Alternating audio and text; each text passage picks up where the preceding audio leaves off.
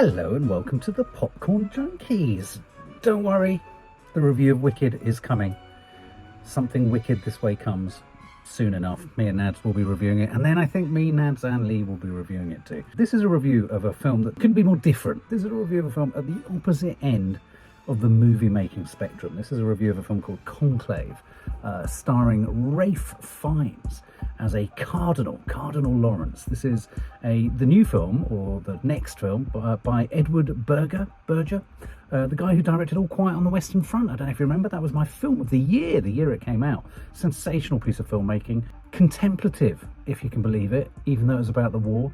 It sort of took something that was large, and obviously it was based on a book, and as is this, and it gave us a really personal portrait, but also quite a meaningful, rhythmic, quite musical portrait of World War One. Well, this likewise gives us a curious sort of musical, methodical, mindful, contemplative portrait of the papacy. Is it the papacy? Papal issues? Choosing the new pope. A papal conclave is a group of cardinals and religious leaders within the Catholic Church all being brought together to elect the next pope, which, you know, on the sort of surface sounds like, God, that would be quite tedious, wouldn't it? I mean, the thing that dragged me into this is there's a lot of chitter-chatter about Ralph Fiennes potentially being nominated for an Oscar. I do find him eminently watchable. He's done a lot more comic he's taken on a lot more comic roles in recent years. I'm thinking of his Wes Anderson turn in the Grand Budapest Hotel. But anyway, so this is Conclave, as I say, directed by the guy who did All Quiet on the Western Front, starring Ralph Fiennes, but he's got a stellar cast alongside him as other cardinals. I mean, this is all cardinals and a couple of nuns. You've got Ralph Fiennes in there, you've got Stanley Tucci playing one of the other cardinals, a sort of friend and ally of his. You've got John Lithgow in there, you've got Sergio Castellitto in there, and you've also got wonderful actor Lucian Msamati. So what's the premise of this? It's based on a Robert Harris book. This is essentially a jostling for power. This is an election film. I mean, it's kind of handy that it comes in a year where we've had every election under the sun. This is about a group of cardinals, not bishops, a group of cardinals all being brought together at the Vatican, all shot on studio lots, though it looks, having just recently been there, it looks incredibly Vatican-like, which I presume they photographed and then used as green screen. Incredibly atmospheric, incredibly grand. And this is a very sort of, although it's quite a dramatic film, and it's a thriller in a sense, it's a sort of mystery clergy thriller. And in a weird way, Ralph Fiennes almost takes on the role of the kind of Miss Marple, trying to work out who's the most Machiavellian in the crowd, trying to kind of seek the papacy. Do you call it the papacy or the papally? The papacy. Who will become pope? So Ralph Fiennes is essentially the one who's responsible for calling this congregation, organising the conclave. And I think where this film was at its best, before we get into the kind of, you know, sort of, it was literally like a whodunit, you know, all the way through this film. Really, this film is just a sequence of ballot 1, ballot 2, ballot 3, ballot 4, moving through various ballots, because apparently the way it works in the Vatican is you just keep going until someone gets over 72 and nothing really changes. And so between each vote, stories would develop. Ralph Fiennes would kind of nuzzle around and find a bit more information. It was a bit it was very sort of West Wingian, but set in the Vatican. You've got this weird sense of outside the Vatican, bombs are going off and sort of terrorist acts are happening in Europe. There's a very dramatic moment that's in the trailer where one of the windows blows in at the top when he's going to vote and all this kind of stuff. And all in all, you sort of think, yeah, there's a lot in this to like. Isabella Rossellini plays the head nun. Is that the sister of a group of nuns who are really literally, the nuns are literally seen but not heard. They don't say anything. They're there to sort of enable and support and care for the various cardinals. Now, in our group of cardinals, we've got a whole host of different sort of political persuasions, if you like. Stanley Tucci, I wouldn't be at all surprised if Stanley Tucci's cardinal is in fact gay. He's a sort of liberal progressive. You've got John Lithgow, who's a kind of sort of careerist politician type. Let's think of him as the Biden type. Then you've got the brilliantly sort of splenetic Sergio Castellitto. He plays brilliantly. He's very good. He plays Cardinal Tedesco, and he's the kind of he's a vaping cardinal, and he's kind of loud. He's kind of like Trump. slash Berlusconi. He's everything you don't want to be the leader. And it becomes a film about how, that, you know, sort of Ralph Fiennes is trying to bridge the gaps, or build bridges between essentially black cardinals and Hispanic cardinals, Italian, English, you name it. He's trying to bridge it. And he's trying to kind of basically orchestrate a vote. But in the process, stuff starts to be found out, and he starts to find out intriguing things about the dead Pope, which is where the film starts. The film starts with Pope dead. It doesn't even start with him Pope dying. It's just like dead Pope on bed. Visually, sumptuous, this film. I mean, you can't go wrong. If you could go wrong in the Vatican with all the robes and the red robes and the skull caps and all the ornaments and all the kind of, you know, all the kind of iconography and paintings of Renaissance art and all that kind of stuff. Beautiful to look at. Some beautifully thought through colour choices. Like there's a repeat shot of them all congregating in what looks like a sort of screening room, but it's not. It's a lecture hall of sorts, with the lights low and the colour of the seats is a particular colour, blue or something. Their red robes are fantastic. So every shot in this film, a little bit like All Quiet on the Western Front, is a beautifully composed, almost masterpiece artwork. And yet I'm sort of building to, so it had that, Ralph Fiennes, you know, Ralph Fiennes doesn't have to do much. I mean, many of the shots of Ralph Fiennes are sort of from above, so you're really interrogating the frown in his brow, the twitch of his nose. He kind of often looks up, and sometimes it wouldn't even be a line from him, it would just be a look to the left and a tightening of the eyes and a sort of opening of the irises even, and you would sense that something, he'd changed his opinion on such and such and all this kind of stuff. And so you have a jostling. There's a jostling for power. There's a jostling for, you know, prominence. You know, we have ballot number one, and you feel it's going to go one way, and then basically we discover that one of the other cardinals has. It's basically like the news of the world. It's like they're all trying to find dirt and throw dirt at the other cardinals in order to kind of rubbish their abilities to become the Pope. And all the while, what I thought this film's most interesting aspect was, we assume, or I assumed as the viewer, okay, this is a trade-off between Tedesco and Lucian Samati's Adeyemi cardinal, the black cardinal. It was between them two at one point. Then John Lithgow's cardinal's in there, and then he gets knocked out. And then all the way through it, I was sort of thinking, and what I'm about to say is where I perhaps think this film could have been stronger. At its best, this film asked us sometimes to question and worry about Ralph Fiennes' own ambitions and aspirations. This is a film about, you know, the sort of a close-up and intimate portrait of a process that, yeah, as you're watching it, you're thinking, wow, is this what it's like? Is it all this kind of high pomp and ceremony and just basically just writing notes and writing the names of the cardinals that you want? You just keep doing it until someone gets the right number.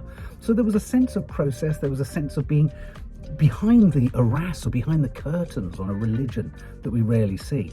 But big questions were popping up for me, like why?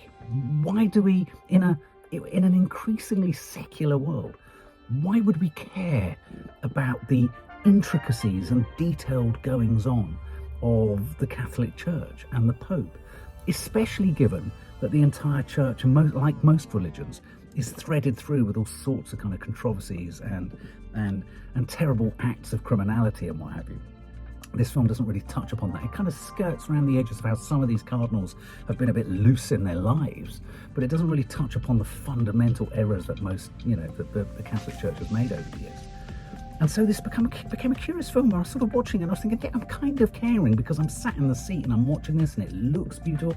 The soundtrack is fantastic because not an awful lot of kind of action happens, bar the one explosion, but the music is treating things as if great big thumping things have happened. So it's incredibly dramatic. It's incredibly sort of, you know, theatrical and it has huge religiosity in it and all that kind of stuff. Stanley Tucci is very strong in this. I've not liked many of Stanley Tucci's performances in recent years. I've always thought they've been a bit thin, whereas I thought it was quite a deep performance that he gave in this. Ralph Fiennes is always good. I'm sorry, he's always good. I just find him eminently watchable. And so where this film became, I thought, potentially stronger was, oh, maybe this is all being controlled and manipulated by Ralph Fiennes. Maybe he's the ultimate one with the ultimate ambition. Is he the Iago in the piece, in a Shakespearean fashion, has been orchestrating everyone else against each other in order to take the kind of, become Pope. and become, as he said, Pope John. I didn't realise that when you become a Pope, Stanley Tucci said to him at one point, he said, if you become Pope, what name do you want? And he went, John. John. All the while, in amongst the group of cardinals up for the gig, it's a little bit like Britain's Got Talent, but what they're going for is Pope. In the gig is a cardinal from Kabul in Afghanistan that the dead Pope made a cardinal without anyone else knowing. So this cardinal comes in. He's the dark horse in the race. He's the long shot. He's the one you wouldn't put money on to win. There's a lot to like in a lot of the performances. There's a kind of, for me, a sort of so what crept in. Also because I don't hold the Catholic Church in high regard. I wasn't getting too much sort of enjoyment from even looking at the sort of incidental details of what it means to be a pope. I suppose it's kind of interesting knowing that even the new pope sits in a refectory. This was a bit like, sometimes it was a bit like Harry Potter meets Wednesday. Sort of, they're all at high school because they're all in refectories. They've all got their dormitories. They're all kind of creeping around at night. It lacked anything. One thing it wasn't was gothic. At times I was thinking this could get a bit like The Name of the Rose. Do you remember that film years ago? But it didn't get gothic even, and I'm not suggesting that the Vatican should be gothic, so it didn't go there. It wasn't like noir, it wasn't like people in the shadows could be about to kill anyone. There wasn't the sense that someone was trying, it wasn't that sort of thrillery. It was all about power and ambitions to kind of take power, and yet in the end, the guy who becomes the Pope, who, spoiler, is essentially the long shot, the guy who, the dead Pope, I was beginning to think, was the dead Pope gay? Was he having a thing with the guy from Kabul, the new cardinal that no one knew about? And then the new cardinal kind of seemed to win the vote based on an incredibly neat piece of soliloquy or sort of monologue that he delivered when they were all kind of staking out in a lecture hall because there'd been a bomb. He was like, we've all, what the importance of the church is tomorrow. It's what we do tomorrow, not what we did today or what we did yesterday. But the weirdest part of all of it, which I could not get my head around, was that the guy who wins, was he a guy? This film suddenly, in the final 10 minutes, started to engage with trans politics, I think. I came out of the cinema thinking, what the fuck just happened at the end there? Because basically, the guy who becomes the Pope, they discover, has been into a clinic at some point to consider having a hysterectomy, which means he has a uterus and fallopian tubes and ovaries, which means he's a woman. But he seemed to suggest he wasn't a woman. He seemed to suggest he was maybe androgynous, but had both anatomies. And I didn't know if he was a he or a she. Ralph Fiennes' character looked as confused and baffled and bedazzled at the end of this as I was in the audience. And I just didn't really quite know what to make of it. I am as God made me, were his final words. And I think, was this made as a film that kind of seeks to kind of almost, enshrine the importance of, or the lack of importance of defining a gender? Because I am as I am. I am as God made me, as the guy who ends up becoming Pope Innocent the 14th. So it was a very odd ending. I just wasn't, it was such an unexpected kind of twist and turn at the end. And the cliffhangeriness of it all, I have to say, Ralph Fiennes did a great job of making me think all the way through it that he could have had, or could have been harbouring as many ambitions, secret, twisted, sinister ambitions, as all the others that he uncovered. But then it was quite obvious that he didn't really want the job. And in fact, he wanted to resign, and he was quite pleased. There were so many sort of potential builds in this that just kind of then, when you got to the kind of crescendo point, just went, Phoop. So I had so many, Phoop. Even the John Lithgow reveal, the Stanley Tucci moment, the Italian guy vaping, that cardinal, he didn't win. The black guy, it was so odd because it was sort of really working hard as a film to build drama, big Vatican papal drama. And really at the end of it, you just thought, oh, okay. It's Pope Innocent, who's neither man nor woman, but's both. But neither. And neither does it matter. I just wasn't expecting to be engaging in something like that. It was so strange.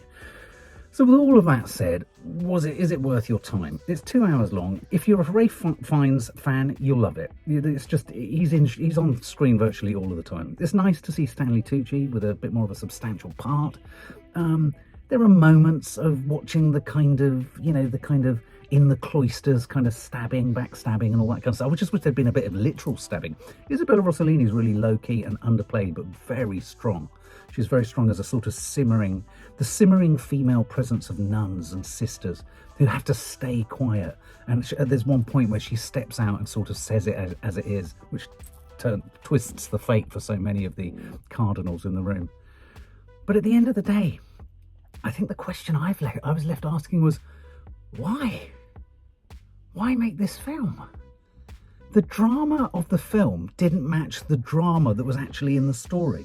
The film's more dramatic, and the filmmaking is more dramatic than what actually happens, which is quite strange, because you think they're one of the same thing. Oh, and one thing I would say, though, is some of the neatest, nicest parts of this film, which are in the trailer, are the incidental photos, seeing images of cardinals as you would never normally see them, on mobile phones, sitting on benches, waiting in the rain, smoking cigarettes. One of my favourite shots in the film was the debris of a pile of cigarettes in the cloisters after they'd all come out for a sort of half-time break from ballot 1 and ballot 2. And seeing the sort of ordinariness of them. I suppose, you know, the kind of behind the Vatican, within the Vatican walls. I got a sense of place, but I also got a real sense that we weren't really in the Vatican, because you just know that they wouldn't let them film in the Vatican. It's too religious. But all that said, if I had to score this film, I think I'd have to give it 60 out of 100.